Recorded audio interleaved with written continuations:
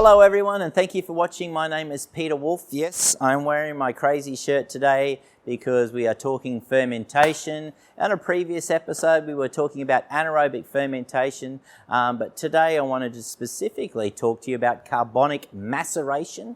And obviously this is a technique that sort of came to prominence in 2015 when the wonderful Australian Sasa Sestic became the World Barista Championship using a coffee that employed this technique. Carbonic maceration is not unique to coffee, and it's actually a technique that we borrowed from the wine industry.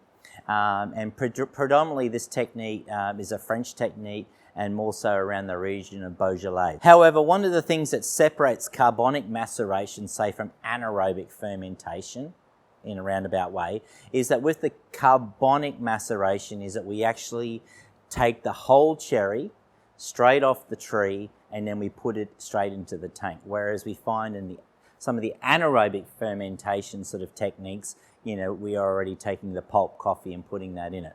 So by putting the whole cherry basically into the tank, everything else is the same, pumping the CO2 into the bottom, taking out the oxygen at the top, therefore leaving it in an oxygen-free environment, is that we start looking at the tannins that are present in the skin of the coffee and how these tannins start to go to work, I guess, on the cherry itself or the seed itself. And so over a period of time that we see that the fruit becomes almost a deep purple sort of color.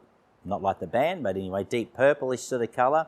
And so we sort of see this real deepening and depth of sort of flavour. And so one of the things that's really interesting about sort of carbonic maceration is understanding the temperature of which this fermentation process has been kind of managed. And so at a cooler temperature of, say, 4 to 8 degrees, what we tend to find in terms of the cupping is that the coffees have a lot more kind of complexity. We find there is a lot more acidity, but really we see lots of clarification in terms of that acidity. Very clean and very delicious kind of coffee. If we choose, and this is the thing, it's about choice with these fermentation techniques. If the producer chooses to, say, do it at a higher fermentation of, say, 18, 20, 21 degrees, maybe not 21, but 18 to 20 degrees, what we tend to find is that the acidity comes down on the coffee a little bit, but what we end up is a greater level of sweetness, and we really get a nice, really delicious fruity flavour.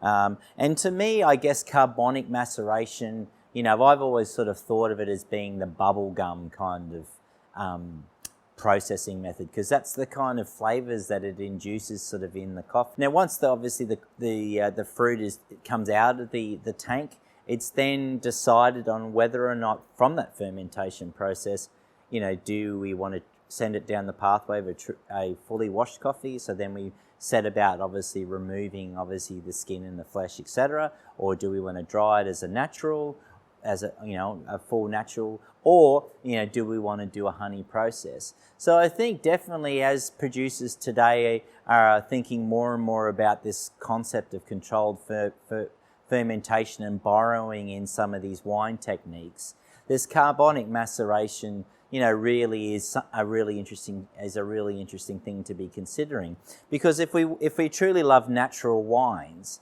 then this carbonic maceration process has really been, I guess, the poster child of the natural wine industry, and we can see what sort of interesting flavors and directions that's sort of particularly taking it.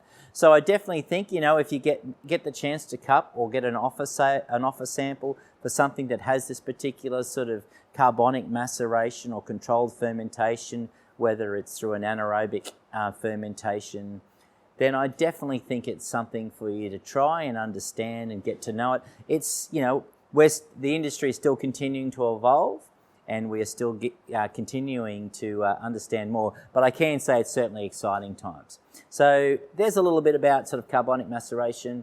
Happy to be in front of you again today. Thank you for watching, and bye for now. Thank you for watching this week's Wolff College of Coffee vlog. If you'd like to watch another video, you can click one of them here.